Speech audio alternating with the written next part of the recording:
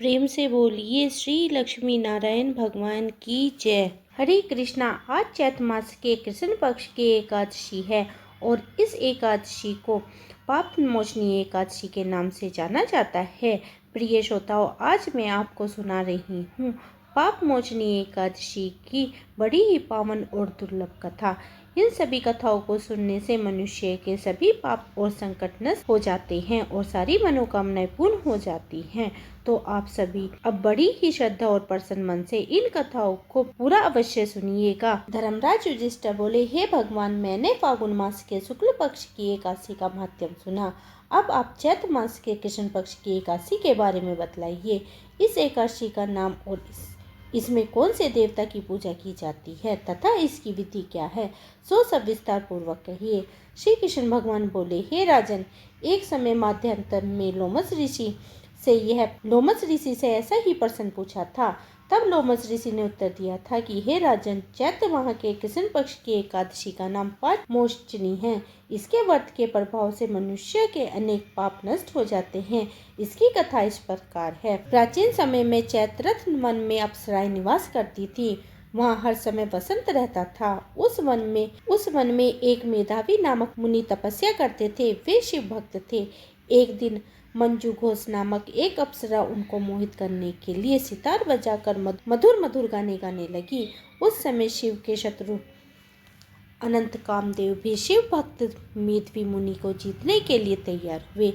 कामदेव ने उस सुंदर अप्सरा के भून को धनुष बनाया, कटाक्ष को उसके प्रचंड डोरी बनाई, उसके नेत्रों को उसने संकेत बनाया और कुचों को कुरी बनाया। उसने मंजू घोष अप्सरा को सेनापति बनाया। इस तरह कामदेव अपने शत्रु भक्त को जीतने को तैयार हुआ। इसी समय मेधावी मुनि भी युवा तथा हष्ट पुष्ट थे। उन्होंने यज्ञोपवीत तथा दंड धारण कर रखा था। उन मुनि को देखकर मंजू घोष ने धीरे धीरे मधुर वाणी में वीणा पर गाना शुरू किया। मेधावी मुनि भी मंजू घोष के मधुर गान पर तथा उसके सौंदर्य पर मोहित हो गए। वह अप्सरा उस मुनि को कामदेव से पीड़ित जानकर आलिंगन करने लगी। वह मुनि उसके सौंदर्य पर मोहित होकर शिव रहस्य को भूल गए और काम के वशीभूत होने के कारण उन्हें दिन और रात्रि का कुछ भी ध्यान न रहा। एक दिन मंजू घोष उस मुनि से बोली, हे मुनि, अब मुझे बहुत समय हो गया है, मुझे स्वर्ग जाने की आज्ञा दीजिए। उस अप्सरा के ऐसे वचनों को सुनकर मुनि बोले, हे सुंदरी, तू तो आज ही संध्या को आई है, अभी प्रातःकाल तक ठहरो। मुनि के वचनों को सुनकर वह उनके साथ रमण करने लगी और बहुत समय बीत गया। फिर उन्होंने मुनि से कहा, हे मुनिदेव, अब आप मुझे स्वर्ग जाने की आज्ञा दीजिए। मुनि बोले, अरे अभी तो कुछ ही समय व्यतीत हुआ है, अभी कुछ देर और ठहरो। इस पर वह अप्सरा बोली, हे मुनि, आपकी रात्रि तो बहुत लंबी है। अब आप सोचिए कि मुझे आपके पास आए कितने समय व्यतीत हो गया है। उस अप्सरा के वचनों को सुनकर मुनि को ज्ञान प्राप्त हो गया और समय का विचार करने लगे। जब रमन करने के समय का प्रमाण 57 साल 7 माह और 3 दिन ज्ञात हुआ, तो वह उस अप्सरा को काल का रूप समझने लगे। वह महान क्रोधित हुए और तप का नाश करने वाली उस अप्सरा की तरफ देखने लगे। उसके अधर कांपने लगे और इंद्रियां व्याकुल होने लगी। तब मुनि उस अप्सरा से बोले, हे दुष्ट, मेरे तप को नष्ट करने वाली, अब तो मेरे श्राप से पिशाचनी हो जा। तू महापापनी है और दुराचारी है, तुझे धिक्कार है। उस मुनि के श्राप से वह पिशाचनी हो गई। तब वह बोली, हे महामुनि, आप मुझ पर क्रोध को त्याग कर प्रसन्न हो जाइए और इस शाप का निवारण कीजिए। तब मुनि को कुछ शांति मिली और वह पिशाचनी से बोले, रे दुष्ट, मैं तुझे शाप से छुटकारने का उपाय बताता हूँ। चैत्र माह के कृष्ण पक्ष की जो एकादशी है, उसका नाम पाप मोचनी है। उस एकादशी के व्रत करने से तेरी पिशाचनी की देह छूट जाएगी। इस प्रकार मुनि ने उसे समस्त विधि आदि बतला दी और अपने पिता चमन्य ऋषि के पास गए।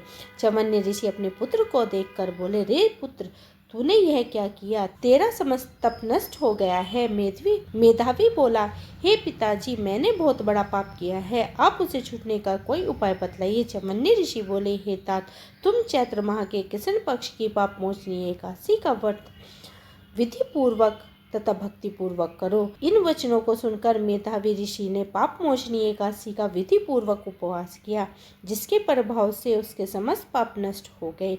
मंजू घोष अप्सरा भी पाप मोचनी का व्रत करने से पिचासी के देह से छूट गए और सुंदर रूप धारण कर स्वर्ग को चली गई। लोमस ऋषि बोले, हे राजन, इस पाप मोचनी एकादशी के प्रभाव से सब पाप नष्ट हो जाते हैं। इस एकादशी कथा के श्रवण करने एवं पढ़ने से 1000 गोदान का फल प्राप्त होता है। इस व्रत के करने से ब्रह्म हत्या करने वाले, ब्रह्म हत्या, स्वर्ण चोरी, सुरापान और गुरु पत्नी गमन करने वाले महापातक की भी इस व्रत करने से मात्र से पाप मुक्त हो जाते हैं। यह व्रत बहुत ही पुण्य में है। इस प्रकार धर्मराज युधिष्ठिर को पाप मोचनी एकादशी व्रत का माध्यम को सुनाकर भगवान श्री कृष्ण मौन हो गए। तब धर्मराज ने भगवान को के बताए विधि विधान अनुसार इस व्रत का पालन किया। बोलिए लक्ष्मी नारायण भगवान की जय, तुलसी माता की जय, शालिग्राम भगवान की जय। आइए हम भगवान की से प्रार्थना करते हैं। सुखी बसे संसार सब, दुखिया रहे न कोई, यह अभिलाषा हम सब की भगवन पूरी होय। विद्या बुद्धि तेज बल सबके भीतर होय, दूध पूत धन दान से वंचित रहे न कोय।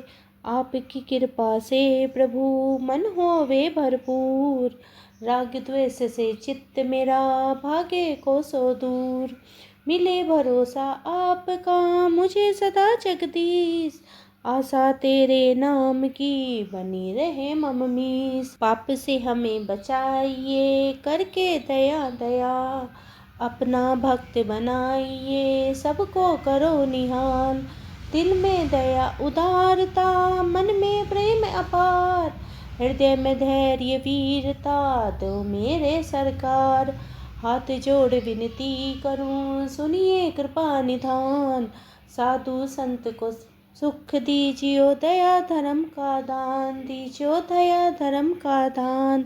बोलिए कृष्ण भगवान की जय, शालिग्राम भगवान की जय, तुलसी माता की जय। दोस्तों, ये थी आज की वीडियो। उम्मीद करती हूँ आज की वीडियो आपको पसंद आई होगी। वीडियो पसंद आई है तो वीडियो को लाइक करें, परिवार और मित्रों में शेयर करें और अगर चैनल पर पहली बार आए हैं तो चैनल को सब्सक्राइब करें। तब तक के लिए हरे कृष्णा, राधे राधे।